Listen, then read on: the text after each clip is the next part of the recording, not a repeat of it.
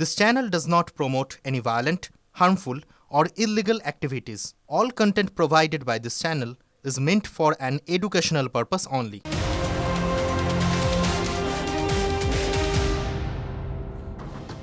TV9 বাংলায় স্বাগত। ফুললাইন finally আপনাদের সঙ্গে রয়েছে আমি শর্মিষ্ঠা, আমার সঙ্গে রয়েছে লিমা। লিমা, কিছুক্ষণ আগে আমরা দেখছিলাম যে মুখ্য নির্বাচন কমিশনার তিনি সাংবাদিকদের মুখোমুখি হয়েছিলেন, সেখানে বাংলার এসআইআর এবং বাংলার নির্বাচন সংক্রান্ত বেশ কিছু প্রশ্নের উত্তর দিয়েছেন। কিন্তু সবথেকে বড় প্রশ্ন যে বাংলায় কবে ভোট এবং কত দফায় ভোট, দিল্লি ফিরে সেই সিদ্ধান্ত জানিয়ে দিলেন মুখ্য নির্বাচন কমিশনার। 1 বা 2 দফায় ভোটের দাবি বেশিরভাগ রাজনৈতিক দলের, তবে বাংলার আইন শৃঙ্খলার পরিস্থিতির উপর নির্ভর করে দফার সিদ্ধান্ত নেওয়া হবে বলে জানিয়েছেন Gyanesh Kumar.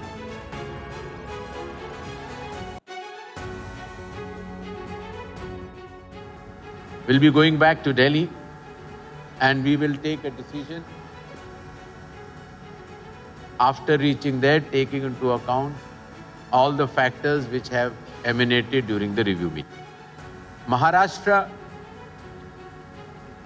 as you said, was done in one phase. West Bengal, how many phases the election should be done would be dependent on the law and order preparedness of the state machinery. আমরা মুখ্য নির্বাচন কমিশনের বক্তব্য শুনলাম। এই মুহূর্তে সরাসরি রয়েছেন আমাদের সহকর্মী শ্রাবন্তী। শ্রাবন্তী, একটা বিষয়, অনেকগুলো প্রশ্ন আমরা দেখলাম যে সাংবাদিকরা করলো, তুমিও করলে। সব প্রশ্নের উত্তর কি মুখ্য নির্বাচন কমিশনার দিলেন? এবং শান্তিপূর্ণভাবে ভোট করানো এবং সুষ্ঠুভাবে ভোট করানো এই মুহূর্তে তার লক্ষ্য, ঠিক কোন কোন রূপরেখা তিনি বাতলালেন? দেখো শর্মিষ্ঠা, স্পষ্ট ছিল আজকে যেভাবে বেশ কিছুদিন ধরে বারবার সরাসরি নির্বাচন কমিশনকে আক্রমণ করছিলেন মমতা বন্দ্যোপাধ্যায়, এবং এই মুহূর্তে ধর্ণা মঞ্চ থেকেও যখন একদিকে জ্ঞানেশ কুমার প্রেসমিট করছেন, অন্যদিকে মমতা বন্দ্যোপাধ্যায় ছবি আঁকছেন, আর সেখানে কোন প্রশ্নের উত্তর তিনি দেবেন আজকে খুব সঙ্গতভাবেই এড়িয়ে গেছেন। পরিষ্কারভাবে জানানো হয়েছে যে রাজনৈতিক কোনো দলের কোনো প্রতিক্রিয়া নির্বাচন কমিশন দেবে না। রাজনৈতিক দলকে সবসময় এড়িয়ে, রাজনৈতিক দলের এই ধরনের আক্রমণকে এড়িয়েই নির্বাচন কমিশন নির্বাচন করে। কিন্তু আজকের গোটা প্রেস কনফারেন্স যদি আমরা দেখি, বারবার ঘুরে ফিরে একটা কথা স্পষ্ট করেছেন যে এ রাজ্যে অন্য সময়ের নির্বাচনের মতো এটা যেন না ধরা হয়। 2, এ রাজ্যে সুষ্ঠুভাবে শান্তিপূর্ণভাবে নির্বাচন করার জন্য বদ্ধপরিকর নির্বাচন কমিশন। সবশেষে আজকে যেহেতু ডিজিসিএসদের মিটিং ছিল, সেই মিটিংয়ের প্রসঙ্গ উল্লেখ করে তিনি বলেছেন যে তারা তাদের আশ্বস্ত পর্যন্ত করেছেন যে এখানে হিংসা মুক্ত নির্বাচন করা হবে। অর্থাৎ আজকের কোথাও গিয়ে প্রস্তুতি নিয়েই এসেছিলেন নির্বাচন কমিশনার জ্ঞানেশ কুমার যে এই ধরনের প্রশ্ন তাকে মোকাবিলা করতে হতে পারে। কিন্তু একটাই বার্তা তিনি ভোটারদের উদ্দেশ্যে বারবার বলে গেছেন যে শান্তিপূর্ণ ভোট হবে, তাই নির্বিঘ্নে ভোট দিতে আসুন। এমনকি এই প্রশ্নও করা হয়েছিল যে কয়েক দফায় ভোট হবে, কয় দফায় ভোটের কথা, সেই বিষয়টিও তিনি বলছেন যে আইন শৃঙ্খলার উপর সিদ্ধান্ত দেখে তারা সিদ্ধান্ত নেবেন। ইতিমধ্যে সেই রিভিউ মিটিংও তারা। তোমার কাছে যাব, তুমি আপাতত সঙ্গে থাকো। আর কে বলেছেন, আমরা একটু আরো যে দিকগুলো রয়েছে যে গুরুত্বপূর্ণ সেগুলো দিকে নজর রাখতে চাইবো। সেখানে অবশ্যই বলেছেন জ্ঞানেশ কুমার, শান্তিপূর্ণভাবে বাংলার ভোট করানোই লক্ষ্য কমিশনের। আগামী নির্বাচন হিংসামুক্ত, চাপমুক্ত ভোট হোক, এবং একটা স্লোগানও দিয়েছেন, নির্বাচন পর্ব পশ্চিমবঙ্গের গর্ব। স্লোগান জ্ঞানেশ কুমারের। গণতন্ত্রের উৎসবে পশ্চিমবঙ্গবাসীকে আহ্বান করছি, এসআইআর এর উদ্দেশ্য একজনও বৈধ ভোটার যেন বাদ না যায়, আর একই সঙ্গে অবৈধ ভোটার যেন ভোটার লিস্টে না থাকে। আমি এই বিষয়ে কথা বলতে চাইবো, আমাদের প্রতিনিধির সঙ্গে শ্রাবন্তী সাহা রয়েছেন। আমরা শ্রাবন্তীর সাথে কথা বলবো, তার আগে শুনবো এই বিষয়টা ঠিক কি বলেছেন Gyanesh Kumar. Elections are held as per constitution, law and ECI instructions. चुनाव आयोग से संबंधित सभी कर्मचारियों को, डीएम्स को, एसपीज को, DIGs, IGs, law and order enforcing agencies, लगभग 24 जो और इन्फोर्समेंट एजेंसीज होती हैं, state government, chief secretary, DGP और सभी सचिवों को ये सख्त निर्देश दिए गए हैं कि enforce rule of law strictly without fear और फेवर। আমি শ্রাবন্তীর কাছে ফিরে যাব। শ্রাবন্তী, আজকের এই প্রেস কনফারেন্স থেকে বাংলাকে এবং রাজনৈতিক দলগুলোকে যা যা বার্তা দেওয়ার সেটা পরিষ্কার হয়েছে বেশ খানিকটা, কিন্তু এবার হচ্ছে দিল্লি ফিরে গিয়ে কতদিন সময় লাগবে, কতদিন পর নির্বাচন ঘোষণা হতে পারে?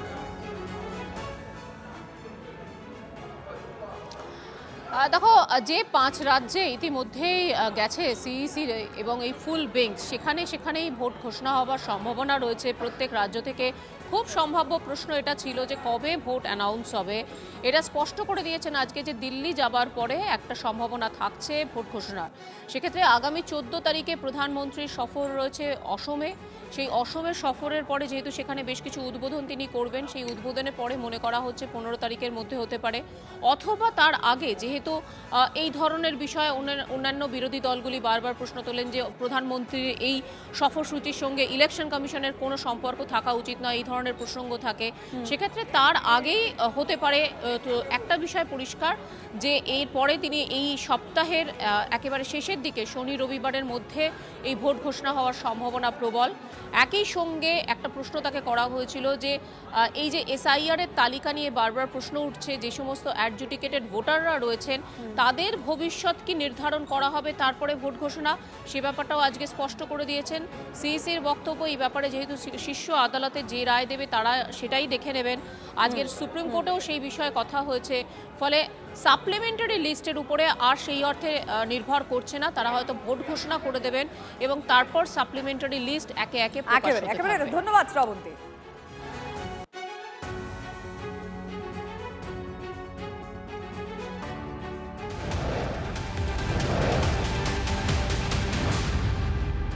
দেখুন, নির্বাচন কমিশনার, মুখ্য নির্বাচন কমিশনার তিনি বলছেন যে শান্তিপূর্ণভাবে ভোট করাতে হবে, তার মানে ভোটে হিংসা হলে চলবে না, সেই আশ্বাসও কিন্তু তিনি দিয়েছেন। এবারে ভোটে কোনোভাবেই হিংসা বরদাস্ত করা হবে না। ভোটের সময় এবং ভোটের পরে কোনো ভোটারের উপর চাপ দেওয়া সহ্য করা হবে না। তারপরেও হিংসা যদি হয় তাহলে কড়া ব্যবস্থা নেওয়া হবে, কি আশ্বাস দিয়েছেন শুনবো। पहले जो प्री पोल और पोस्ट पोल वायलेंस हुआ करते थे, आशा है कि चुनाव आयोग के इस स्पष्ट संदेश के बाद कि चुनावी हिंसा बर्दाश्त नहीं की जाएगी, चुनाव में किसी भी मतदाता के ऊपर दबाव बर्दाश्त नहीं किया जाएगा। इस स्पष्ट संदेश के बाद आशा है कि सभी गैर कानूनी तत्व ये कार्य नहीं करेंगे और करेंगे तो उनके खिलाफ सख्त से सख्त कार्रवाई होगी। দেখুন, তথ্যগত অসঙ্গতি নিয়ে একাধিক অভিযোগ বারবার উঠেছে নির্বাচন কমিশনের বিরুদ্ধে। রাজ্যের শাসক দলের পক্ষ থেকে, টিএমসির পক্ষ থেকে সেই সমস্ত অভিযোগ আজ উড়িয়ে দিয়েছেন জ্ঞানেশ কুমার। তিনি বলছেন শুধু পশ্চিমবঙ্গেই নয়, 12টি রাজ্যেই তথ্যগত অসঙ্গতি ধরা হয়েছে। আর ঠিক কি বলেছেন শুনবো। Logical discrepancies were pointed out in all the 12 states. The way it was done in West Bengal, and wherever logical discrepancies or unmapped cases were there, the booth level officers, the assistant electoral registration officers, the electoral registration officers met the electors, conducted the hearing and corrected those mistakes wherever correct documents were given. In West Bengal, there were a lot of undecided cases at the level of assistant electoral registration officers and EROs, because of which micro observers had to be appointed and the document verification had to be carried out in a stringent manner.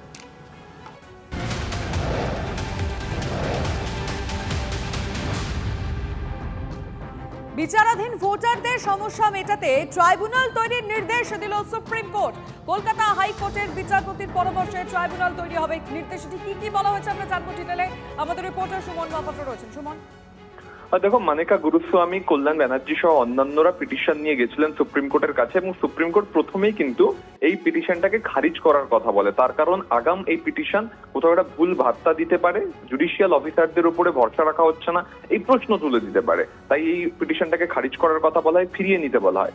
পাশাপাশি অ্যাডজুডিকেশনে যে 60 লক্ষের বেশি নাম রয়েছে তার মধ্যে 10 লক্ষের কাজ ইতিমধ্যে হয়ে গেছে, বাকি কাজ চলছে, সেটা ভোটের আগে শেষ হয়ে যাবে এমনটাই জানিয়েছেন সুপ্রিম কোর্টের প্রধান বিচারপতি। এবং যদি এরপরেও এই সামগ্রিক প্রক্রিয়া নিয়ে কারোর কোনো সমস্যা থাকে তাহলে একটা ট্রাইব্যুনাল থাকবে, আবেদন যেখানে করা যাবে সেখানে থাকবেন কলকাতা হাইকোর্টের একজন অবসরপ্রাপ্ত প্রধান বিচারপতি এবং অন্যান্য বিচারপতিরা। সেই ট্রাইব্যুনাল কিন্তু সব সমস্যা মেটাবে। কোথাও কিন্তু সুপ্রিম কোর্ট জুডিশিয়াল যে অফিসার তাদের উপর ভরসা রাখছে। পাশাপাশি এটাও ব্যক্ত করেছে যে কোনো এই ধরনের পিটিশন লাগবে না, ভোটের আগে সব কাজ শেষ হয়ে যাবে। ধন্যবাদ। যে স্ট্যাটুটে যে অ্যাপিল করার কাছে যে রিজেক্ট হয়ে গেলে যাদের নাম ডিলিট হয়ে যাচ্ছে তাদের যে অ্যাপিল করার আছে, সে অ্যাপিল করতে হলে সিও একটা অর্ডার দিয়েছে। স্ট্যাচুটারি প্রভিশন হচ্ছে ডিও কাছে অ্যাপিল করতে হবে, কারেক্ট? সিও একটা অর্ডার দিয়েছে না, ডিওর কাছে অ্যাপিল নয়, সমস্ত অ্যাপিল মার্ক করতে হবে সিওর কাছে। সুপ্রিম কোর্ট বলল যে আমাদের জুডিশিয়াল অফিসারদের অর্ডার ডিওরা কি করে দেখবে? দেন যে সাবমিশন আছে যদি ডিওরা না দেখতে পায় তাহলে সিও কি করে দেখবে? CO is also bureaucrats. ওই জুডিশিয়াল অফিসারদের অর্ডার ব্যুরোক্রেটরা কি করে দেবে? তখন বলে then the CO is also bureaucrat, how they can look into the matter, into the appeal. তার জন্য Supreme Court honourable chief justice হাইকোর্টকে বললো ট্রাইব্যুনাল অর ট্রাইব্যুনালস তৈরি করতে, তাতে এক্স চিফ জাস্টিস থাকবে আর দুজন করে সিনিয়র জজ থাকবে। তারা যে অ্যাপিল হবে সে অ্যাপিলগুলোকে ডিসাইড করবে।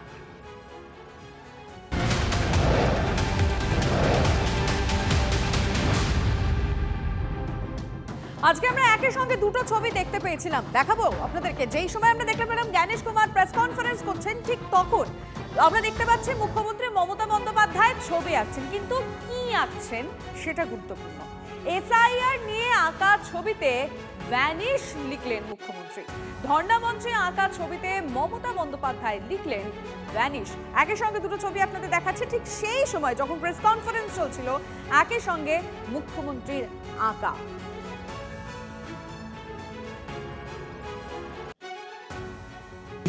এগুলোই খুব খারাপ লাগে আমার।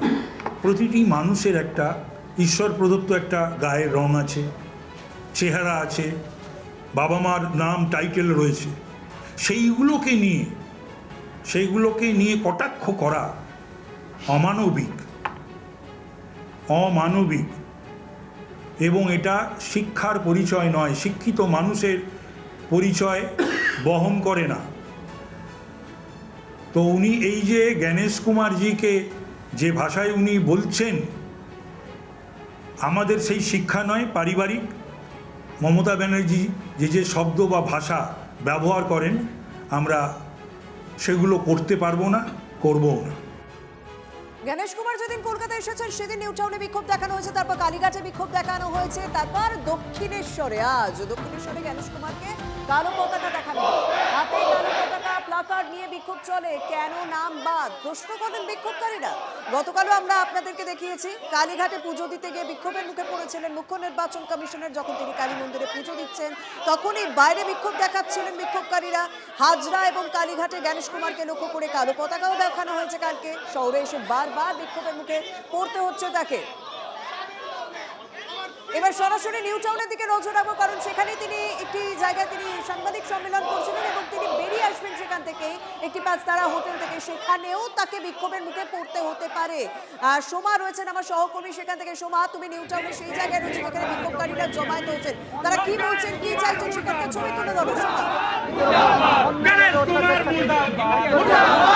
দেখো আমরা জানি, দেখো জ্ঞানেশ কুমার এই মুহূর্তে নিউ টাউনেই রয়েছেন। কিছুক্ষণ আগে তিনি সাংবাদিক সম্মেলন করেছেন, একেবারে সেইখানে আমরা কিন্তু দেখতে পাচ্ছি বিক্ষোভে সামিল হয়েছেন কয়েকজন, এবং দেখতে পাচ্ছ বেশ কয়েকজন আমরা এখানে দেখতে পাচ্ছি তারা কিন্তু বারবার তাদের মুখে একটা ধ্বনি হচ্ছে, তারা কিন্তু বলছে যে জ্ঞানেশ কুমার জ্ঞান ব্যাক, একেবারে ব্যাক, সেরকম তারা বলছে। আমি একটু কথা বলে নেবো এখানে যারা রয়েছে তাদের সাথে। আপনাদের প্রতিবাদ কেন? আমরা মূলত নির্যাতন কমিশনের বিরুদ্ধে আমরা এসেছি। আমাদের সাধারণত লজিক্যাল ডিস্টেন্সিং নামে যে হারে হয়রানি করেছে আমাদের বাঙালিদেরকে, আমরা তা মেনে নিতে পারবো না, আমরা তা মানিনিও। আমরা আজ রাস্তায় এসেছি, বরঞ্চ এরপরে আমরা আরও বৃহত্তর আন্দোলনে পরিণত করছি। আমাদের যদি লজিক্যাল ডিসক্রিমিনেশন নামে হয়রানি না বন্ধ করে, তাহলে আমরা বৃহত্তর আন্দোলনের পথে নেমে পড়বো আবার।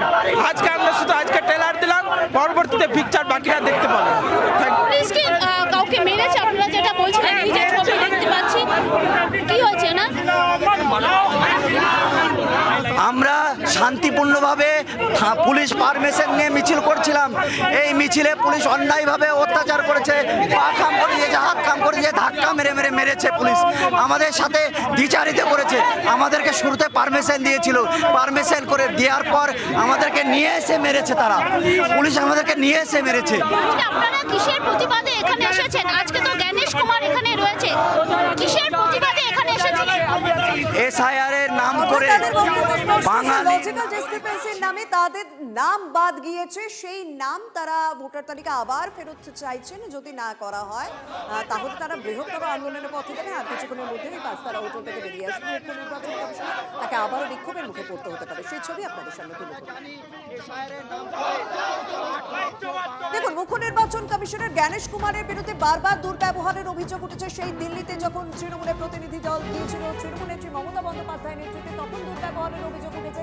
গতকালও আমরা দেখলাম যে চন্দ্রিমা ভট্টাচার্য তিনিও অভিযোগ করলেন যে দুর্ব্যবহার করা হয়েছে তাদের সঙ্গে। অভিষেক বন্দ্যোপাধ্যায়ও সেই অভিযোগ বারবার করেছেন। স্বাভাবিকভাবে আজ মুখ্য নির্বাচন কমিশনের যখন সাংবাদিকদের মুখোমুখি হয়, সাংবাদিকরা তাকে সেই বিষয় নিয়ে প্রশ্ন করেছিলেন। তবে নির্বাচন কমিশন স্পষ্ট করে দিয়েছে, মুখ্য নির্বাচন কমিশনার জ্ঞানেশ কুমার তিনি স্পষ্ট করে দিয়েছেন যে নির্বাচন কমিশন সংবিধান মেনে কাজ করে, রাজনৈতিক প্রতিক্রিয়া দেওয়া কমিশনের কাজ নয়। কি বলেছেন একবার শুনবো। जहां तक कुछ राजनीतिक नेताओं के बयानों की बात है, चुनाव आयोग हर राजनीतिक स्टेटमेंट का जवाब नहीं देता।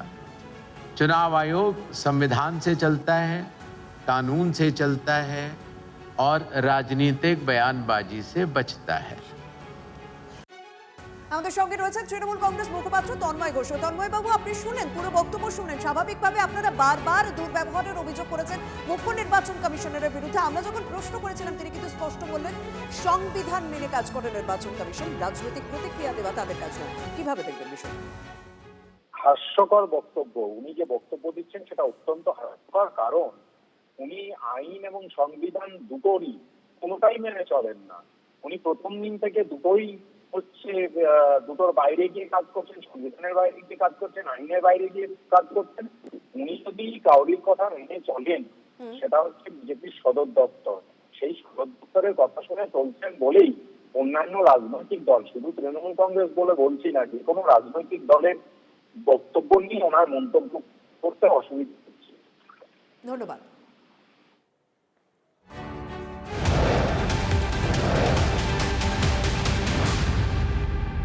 এই মুহূর্তে বহরমপুরের দিকে নজর রাখি, কারণ বহরমপুরে এসআইআর বিরোধী মিছিল সিপিএম এর। মোহাম্মদ সলিমের নেতৃত্বে সিপিএম এর এসআইআর বিরোধী মিছিলের ছবি আপনাদেরকে দেখাচ্ছি। এবং একই সঙ্গে আপনাদের জানিয়ে রাখবো, এই কংগ্রেসের মিছিল, অধীর চৌধুরীর নেতৃত্বে কংগ্রেসের মিছিল। কৌশিকের সাথে কথা বলবো, এই মুহূর্তের ছবিটা জানবো। কৌশিক, দেখো, এই মুহূর্তে যে এসআইআর বিরোধী মিছিল, সেই কংগ্রেসের মিছিল কিন্তু বহরমপুরের যে টেক্সটাইল মোড় সেখানে এসে পৌঁছেছে এবং এখানে একটি প্রতিবাদ সভা অনুষ্ঠিত হবে। এসআইআর যে বিরোধী সেই আন্দোলন কিন্তু বহরমপুরে জেলা কংগ্রেস কার্যালয় থেকে কিন্তু মিছিল বের হয় কংগ্রেসের, এবং অপরদিকে সিপিএম রবীন্দ্র সদন সামনে থেকে একটি প্রথমে কর্মী সভা করেন, তারপর কিন্তু তার মিছিল বের হয় এবং একটা সময় এসে যে গির্জার মোড় সংলগ্ন এলাকায় কংগ্রেস এবং সিপিএম এর মিছিল মুখোমুখি হয় এবং দুই দলের যারা নেতা কর্মী রয়েছেন, দলীয় নিচু স্তরের কর্মী, তারা কিন্তু সিপিএম এর দিকে হাত মেলাতে চলে যান। অতএব যে জোট না হলেও, কেন্দ্রীয় স্তরে জোট না হলেও নিচু তলার কর্মীরা কিন্তু সিপিএম এর সঙ্গে একসাথে রয়েছে, সেরকম কোথাও না কোথাও একটা বার্তা যেমন দিচ্ছিলেন। এর পাশাপাশি যে এসআইআর, সেই এসআইআর যে ভোটার লিস্টের নাম, ভোটার তালিকায় যে নাম প্রায় এই মুর্শিদাবাদ জেলায় 11 লক্ষ কিন্তু বিচারাধীন রয়েছে।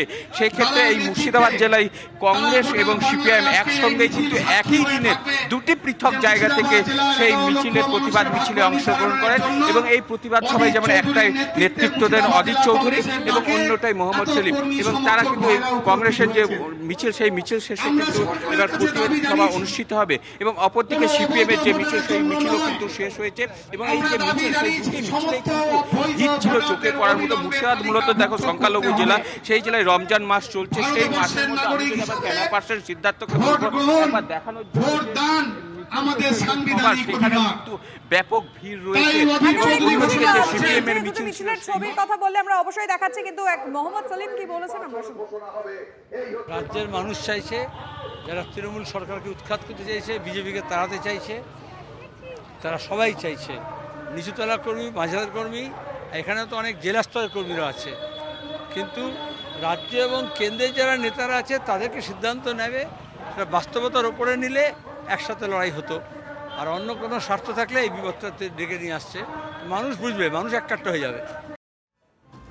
এই মুহূর্তে আরো একটা ছবি দেখাবো, নবান্ন অভিযানের ছবি দেখাবো। একাধিক দাবিতে সিভিল ডিফেন্স কর্মীরা নবান্ন অভিযানে নেমেছেন এবং সেখানে উত্তপ্ত পরিস্থিতি। ওয়েস্ট বেঙ্গল ডিজাস্টার ম্যানেজমেন্ট এবং সিভিল ডিফেন্স ফাইটার অ্যাসোসিয়েশনের পক্ষ থেকে দুই দফা দাবিতে নবান্ন অভিযানের ডাক দেওয়া ছিল। সেখানে দেখুন রীতিমতো ধস্তাধস্তি পুলিশের সঙ্গে। কোর্সার রোডে ব্যারিকেড দিয়ে মিছিল আটকালে এই পরিস্থিতি তৈরি হয়, বিবাদ ধস্তাধস্তি।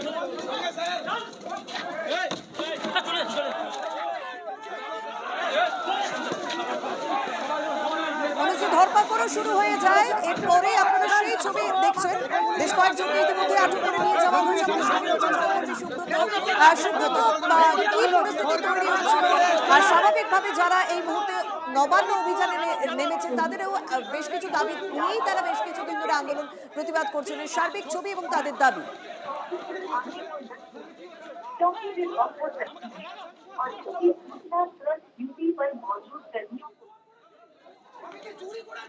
সুব্রত, শুনতে পাচ্ছ? কথা বলবো। মিছিল আটকাতে পুলিশের সঙ্গে বিবাদ এবং ধস্তাধস্তি শুরু হয়, পুলিশে ধরপাকড়। সুব্রত, জানতে চাইবো যে সার্বিকভাবে এই মুহূর্তে কি পরিস্থিতি এবং তাদের দাবি। দেখো, ওয়েস্ট বেঙ্গল সিভিল ডিফেন্স এবং ডিজাস্টার ম্যানেজমেন্ট যে সৈনিকরা রয়েছে যারা কাজ করে, তারা আজকে নবান্ন অভিযানের ডাক দিয়েছিল। মূলত তাদের দুটি দাবি, 30 দিনের কর্মসংস্থান এবং 60 বছর পর্যন্ত তাদের কর্মজীবনের নিশ্চয়তা, সেই দাবি নিয়ে তাদের নবান্ন অভিযানের ডাক দেওয়া হয়েছিল। আজ বেলা 12টার সময় হাওড়া স্টেশন থেকে তাদের এই মিছিল নবান্নর উদ্দেশ্যে যখন এগিয়ে যায়, তখন গ্র্যান্ড ফরসর রোড তেলকল ঘাটের কাছে বিশাল পুলিশি ব্যারিকেডে তাদের প্রতিহত হতে হয় এবং সেখানেই পুলিশের সঙ্গে বারংবার দফায় দফায় মাদ্রাসায় জড়িয়ে পড়ে এই সিভিল ডিফেন্স এবং ডিজাস্টার ম্যানেজমেন্টের কর্মীরা এবং পরবর্তীকালে তারা যখন নবান্ন যেতে বাধা পায়, তাদের যে আন্দোলনের গতিপথ তা কিন্তু তারা ধর্মতলায় ধর্ণা মঞ্চ থেকে ঘোরাবেই পুলিশের সঙ্গে ধস্তাধস্তি এবং বচসায় জড়িয়ে পড়ে এবং তাদেরকে বেশ একদম একদম বোঝা যাচ্ছে। আপাতত তোমাকে ধন্যবাদ সুব্রত।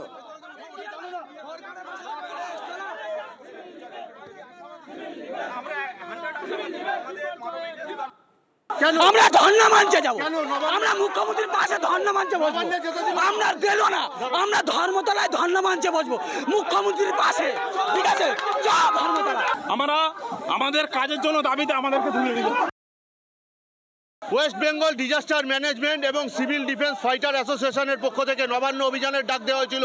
মূলত 30 দিনের কাজের দাবি এবং 60 বছর পর্যন্ত কর্মসংস্থান, এই দাবিতেই তাদের এই নবান্ন অভিযান শুরু হয়েছিল হাওড়া স্টেশন মেট্রোর সামনে থেকে এবং মিছিল গ্র্যান্ড ফরসর রোড ধরে তেলকল ঘাটের কাছে আসতেই সেখানে বিশাল পুলিশি ব্যারিকেডে মিছিল প্রতিহত হয়। সেখানে পুলিশের সঙ্গে দফায় দফায় তাদের কথাবার্তা হয়, বচসা হয়। এরপরেই কিন্তু সিভিল ডিফেন্স কর্মীরা তারা কিন্তু সরাসরি ধর্মতলায় ধর্মতলায় যে ধর্ণা মঞ্চ তার উদ্দেশ্যে তারা কিন্তু রওনা দিতে যায় এবং তখনই পুলিশি বাধার মধ্যে ধরপাকড় শুরু হয়, উত্তেজনার সৃষ্টি হয়। এখনও সেই ছবিটা দেখা যাচ্ছে, পুলিশ এবং র্যাব কিভাবে এই নবান্ন অভিযানকারী যারা সিভিল ডিফেন্স এবং ডিজাস্টার ম্যানেজমেন্টের কর্মী সমর্থকরা রয়েছে তাদেরকে বলপূর্বক তাদেরকে প্রিজন ভ্যানে তুলছেন এবং ধর্মতলায় যে ধর্ণা মঞ্চ, সেই ধর্ণা মঞ্চে গিয়ে তারা তাদের দাবি জানাবেন এমনটাই তারা জানাচ্ছিলেন এবং সেই কারণেই কিন্তু তাদেরকে আটক করা হয়েছে। এই মুহূর্তে সিভিল ডিফেন্সের কর্মীদের, ডিজাস্টার ম্যানেজমেন্টের কর্মীদের প্রিজন ভ্যানে করে আটক করে তাদেরকে নিয়ে যাওয়া হচ্ছে। অর্থাৎ তাদের যে নবান্ন অভিযান, সেই নবান্ন অভিযান ঘিরে ধুন্ধুমার পরিস্থিতি হয়। এই মুহূর্তে দেখাই যাচ্ছে প্রিজন ভ্যানে সেই কর্মীদেরকে, সিভিল ডিফেন্স এবং তাদের কর্মীদেরকে তুলে নিয়ে তারা কিন্তু পুলিশ প্রশাসন চলে যাচ্ছে। হাওড়া থেকে সুব্রত বন্দ্যোপাধ্যায়, TV9 বাংলা। প্রধান শিক্ষকের বিরুদ্ধে স্কুল ফান্ডের টাকা তছরূপের অভিযোগ। স্কুলের মধ্যে প্রধান শিক্ষককে ঘেরাও শিক্ষক এবং অভিভাবকদের। পুলিশ গিয়ে প্রধান শিক্ষককে ঘেরাও মুক্ত করে। চন্দ্রকোনার ঠাকুরবাড়ি অতসী স্মৃতি হাই স্কুলের ঘটনা। অভিযোগ, স্কুলে শৌচালয় থেকে ক্লাসরুম ভাঙা। দীর্ঘদিন কোনো সারাই হয়নি। 18 বছর ধরে স্কুল ফান্ডের হিসাব দেয়নি প্রধান শিক্ষক। 550 পড়ুয়ার স্কুলে নেই পর্যাপ্ত শিক্ষক। তার বিরুদ্ধে সব অভিযোগ মিথ্যে, দাবি প্রধান শিক্ষক। স্যারকে আমরা স্কুলের বর্তমান আর্থিক পরিস্থিতি নিয়ে হিসাব চাইছি। কমিটি এবং স্কুলের বাকি কোনো শিক্ষককে না জানিয়ে গোপনীয়ভাবে বলছেন আমি 23 সাল পর্যন্ত অডিট করে নিয়েছি। অডিট যেহেতু করে নিয়েছি আর পিছনের হিসাব আপনাকে দেখাবো না। আমি ব্যাংকে গিয়ে 18 সাল থেকে ব্যাংক স্টেটমেন্ট নিয়ে দেখছি লক্ষ লক্ষ টাকা স্কুলের তজরুপ হয়েছে। স্কুলে কোনো উন্নয়ন হয়নি, বাথরুম বাগাতে পারিনি, পানীয় জলের ব্যবস্থা নাই, বা বিল্ডিং ভেঙে ভেঙে পড়ছে। আমরা এই মুহূর্তে চাচ্ছি উনি আমাদেরকে আর্থিক হিসাবটুকু দেখান। হিসাব সব ঠিকঠাকই রয়েছে। ওনারা বর্তমান যারা অভিযোগ করছেন, বর্তমান ম্যানেজিং কমিটির সভাপতি, উনি 9 সেপ্টেম্বর 2025-এ দায়িত্ব নিয়েছেন। সেখান থেকে উনি মাত্র 11,000 টাকার একটা চেক সই করেছেন, সেটাও ইলেকট্রিক বিলের কারণে। 9,919 টাকা ইলেকট্রিক বিল পেমেন্ট করা হয়েছে। যে মাস্টারমশাই ওই চেক থেকে টাকা তুলেছিলেন শেখ মিজানুর রহমান, ওই অবশিষ্ট টাকাও তিনি এখনো আমাকে দেননি, তার কাছেই রেখে দিয়েছেন। অবশ্যই মিথ্যে অভিযোগ, মানে কোনো প্রশ্নই নেই। অভিযোগটা আমার 2 জন শিক্ষক আছেন, ওই মিজানুর রহমান এবং অংশুমান জানা, ওরা করছেন, আর এবং প্রেসিডেন্ট সুভাষ মণ্ডল ওনারা করছেন। হেডমাস্টার আছেন বুদ্ধদেব বাবু, বিগত 10 থেকে 15 বছর যাবৎ ইনার যে দুর্নীতি, ইনার যে মানে এক না একতন্ত্র, কোনো মানুষকে ইনি সঙ্গে নিয়ে কাজ করবেননি এবং ইনি যা করবেন সেটাই দ্যাট ইজ ফাইনাল। বর্তমান যারা শিক্ষক আছেন তারা অতীব ভদ্র এবং মার্জিত। তারা চায় এই স্কুলের উন্নয়ন এবং পরিকাঠামো। তার সঙ্গে এলাকাবাসী হিসেবে আমরা যারা আছি এবং স্কুলের যারা গার্জেন আছে তারাও চাই আমাদের স্কুল ভালো থাক, এই স্কুলের নাম আরও উজ্জ্বল হোক। কিন্তু বর্তমান যিনি শিক্ষক, ইনি আর্থিক দুর্নীতির সঙ্গে জড়িত।